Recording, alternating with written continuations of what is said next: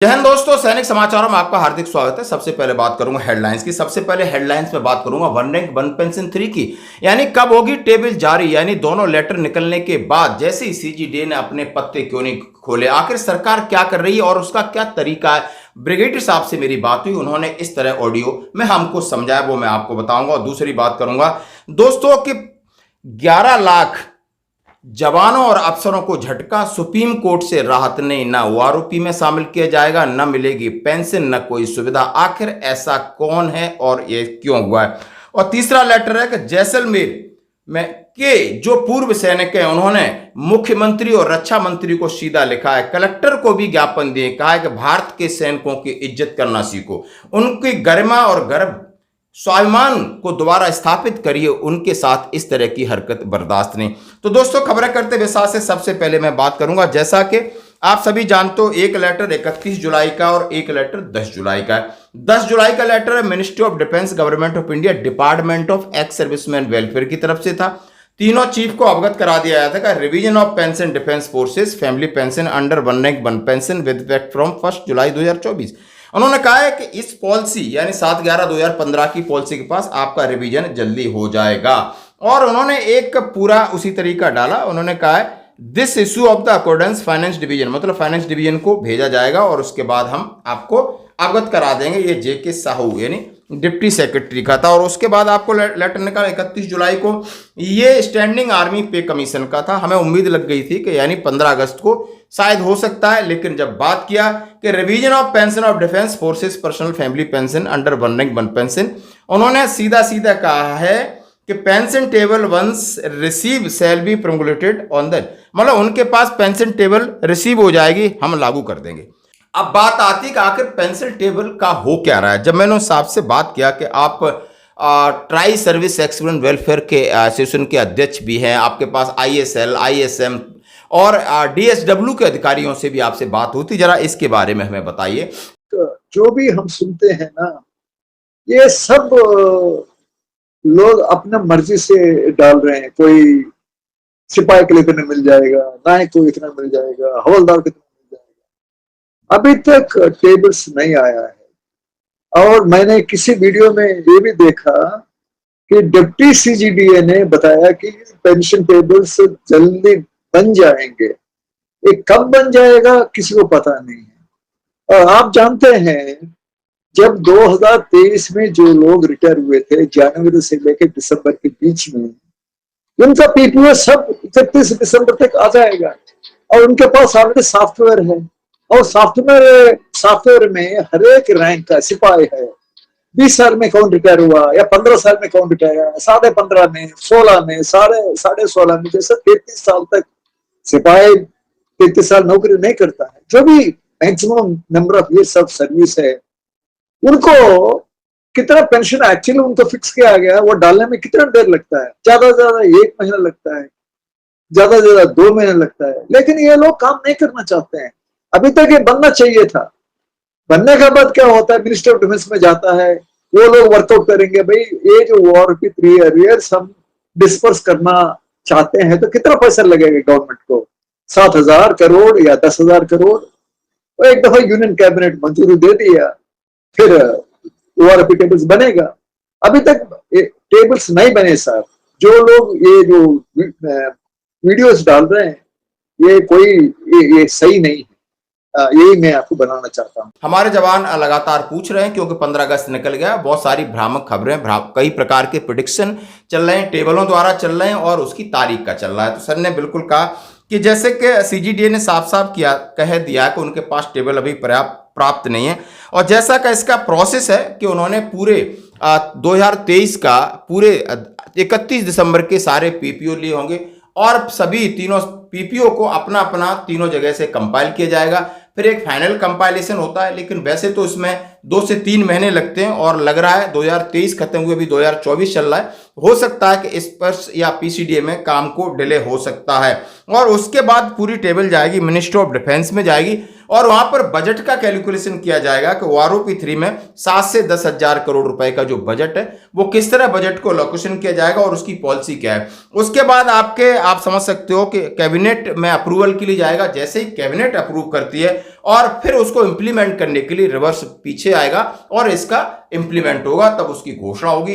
अभी तक जो तारीख है, अभी तक तारीख और समय कोई निश्चित नहीं है, ये अंडर प्रोसेस है, टेबल नहीं आई है, सब एक दूसरे को पल्ला झाड़ रहे हैं। हमने कहा ये 2 लेटर फिर क्यों जितनी जल्दी डाले, कि पता था कि आपको पता है कि संसद के अंदर ये सवाल उठा था कि वन रैंक वन पेंशन 3 के ऊपर क्या हो रहा है, तो वहां पर आपके रक्षा राज्य मंत्री जी ने जवाब दिया था कि नहीं ये इंप्लीमेंटेशन है। तो इस तरह के जो आदेश है सुना देखा होगा कि बहुत सारे सवाल उठ रहे हैं, तो उन सवालों के जवाब यानी उन सबको चुप करने के लिए आपको एडवांस में ये लेटर द्वारा सूचित कर दिया गया है। लेकिन अभी बात टेबल पर है, तो टेबल की प्रक्रिया हमने आपको बता दी।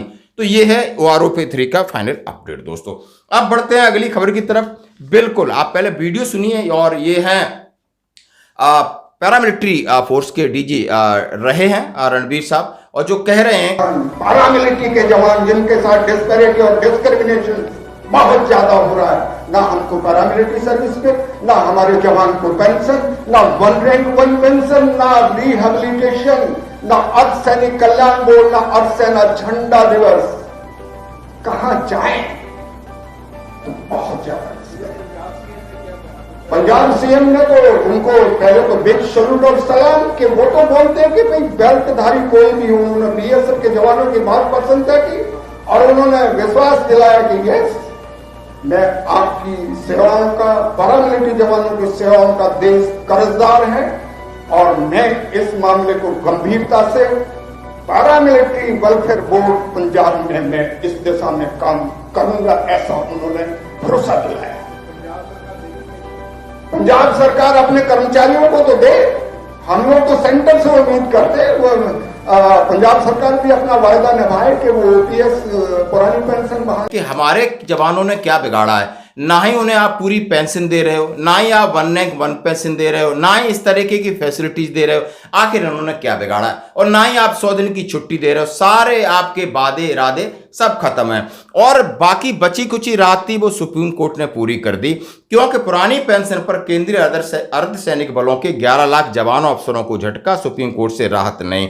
यानी दोस्तों बात वहीं आती है कि इस मामले में केंद्रीय अर्धसैनिक बल संघ के सशस्त्र बल हैं, ऐसे में पुरानी पेंशन योजना उन पर भी लागू होती है, क्योंकि सुप्रीम कोर्ट ने सीधा कहा था कि ये संघ के सशस्त्र बल हैं, ये फौज है, और जो चीजें फौज के लिए वो इनके लिए है, चाहे आपको वन रैंक वन पेंशन की सुविधा हो, चाहे आपको पेंशन की सुविधा हो, चाहे आपको कैंटीन की सुविधा हो, चाहे आपको छुट्टी की सुविधा हो, ये भी पैरामिलिट्री फोर्स एक आर्मी है। और उस बात को अब सुप्रीम कोर्ट ने खारिज करते हुए उन्हें बाकी फैसिलिटीज देने के लिए मना किया है। जैसा कि उन्होंने कहा कि पुरानी पेंशन योजना उन पर लागू होती है। सुप्रीम कोर्ट के समक्ष संसद सुनवाई में अतिरिक्त सॉलिसिटर जनरल ऐश्वर्या भाटी ने बताया कि याचिकाकर्ता देश की रक्षा करने वालों को साथ समानता की मांग कर रहे थे। उच्च न्यायालय ने माना कि ओपीएस का लाभ सीएपीएफ कर्मियों के लिए भी होगा। दूसरा, सीनियर एडवोकेट यानी जो बहस चली है पुरानी पेंशन को लेकर के, वन रैंक वन पेंशन की भी बात की गई है, लेकिन ये सिरे से खारिज कर दिया है और ये लोग काफी आहत हैं और परेशान हैं। अब मैं बात करता हूं अगला लेटर, जैसा और कुछ आपको वीडियो भी लगातार साथ में दिखा रहा हूं, और ये है भूतपूर्व सैनिक संगठन है जैसलमेर, और जहां पर उन्होंने सीधा सीधा माननीय मुख्यमंत्री जी को, रक्षा मंत्री जी को चिट्ठी लिखी है कि भारत के सैनिकों की इज्जत और गरिमा का ख्याल रखा जाए। उन्होंने कहा है, सादर निवेदन है कि 12 अगस्त को जो इंसिडेंट हुआ है राजस्थान के जयपुर स्थित सिपरा पथ पुलिस थाने में एक सैनिक के साथ पुलिस कर्मियों द्वारा की गई मारपीट पुलिस कर्मियों की दूषित मानसिकता को दिखलाती है। पुलिस कर्मियों ने इस सैनिक को नगल कर उसके साथ मारपीट अभद्र व्यवहार किया है। यह वीडियो में मंत्री महोदय की उपस्थिति में पुलिस कर्मचारियों ने उन सैनिकों पर मिथ्या गाली गलौज आरोप लगाए। वह सैनिक साफ नकार रहा है मंत्री महोदय की उपस्थिति में पुलिस कर्मियों का इस तरह का व्यवहार उनकी दूषित मानसिकता की पराकाष्ठा को दर्शाता है। एक अनुशासित सैनिक के साथ में यदि पुलिस का बर्ताव उस तरह रहता है तो जन साधारण के साथ उसका व्यवहार कैसा होगा, कल्पना से परे। पूर्व सैनिक संस्थान जैसलमेर पुलिस कर्मियों द्वारा सैनिक के इस अभद्र व्यवहार पर मार पिटाई की घोर निंदा वर्षना करती है। मुख्यमंत्री और रक्षा मंत्री से अनुरोध करती है कि पुलिस कर्मियों को कठोर सजा देकर पुलिस विभाग में इस तरह का अवांछनीय घटना के प्रति उचित संदेश जाएगा। माननीय सैनिक कल्याण मंत्री राज्यवर्धन सिंह राठौर के द्वारा उठाए गए कदमों का पूर्व सैनिक तथा जैसलमेर सराहना करती है।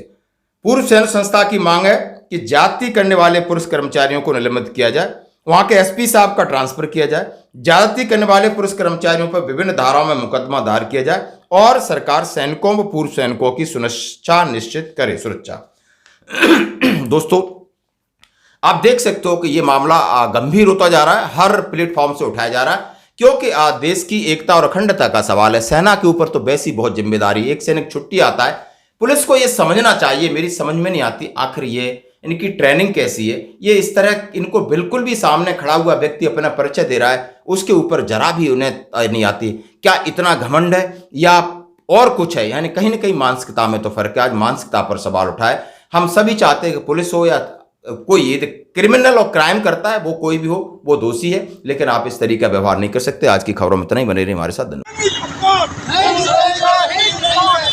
गौरव सैनिक जीवन सिंह राठौर, हमारी ये मांग है, जो जयपुर थाना है, सिपला थाना है, उन्होंने उस जवान के साथ में मारपीट की और उस जवान को नग्न अवस्था में उसके कपड़े उतार करके उसके साथ में मारपीट की और उसके साथ अभद्र व्यवहार किया और उसको यहाँ तक बोला गया कि तुम ये बोलो कि पुलिस है वो सेना की बात है। तो हमारा यही मांग है कि एक सेवारत सैनिक, चाहे गौरव सैनिक एक समान होता है। वो एक अरविंद सिंह के साथ नहीं हुआ है। जितनी भी हमारी आर्मी, नेवी, एयरफोर्स और जितनी भी डिफेंस, होम मिनिस्ट्री, सभी के साथ में ये पुलिस वालों ने गलत प्रभाव किया है। इसलिए हम मुख्यमंत्री को, रक्षा मंत्री राजनाथ सिंह को, प्रधानमंत्री नरेंद्र मोदी को ये कहना चाहते हैं, या तो इस पर तुरंत एक्शन ले, उनको बर्खास्त करे। हम तो ये कहते हैं कि पुलिस वालों को थोड़ा बॉर्डर दिखाया जाए, इनको अग्निवीर में भर्ती किया जाए, 4 साल हमारे अंदर में सीआईडी ऑफिसर लगाया जाए।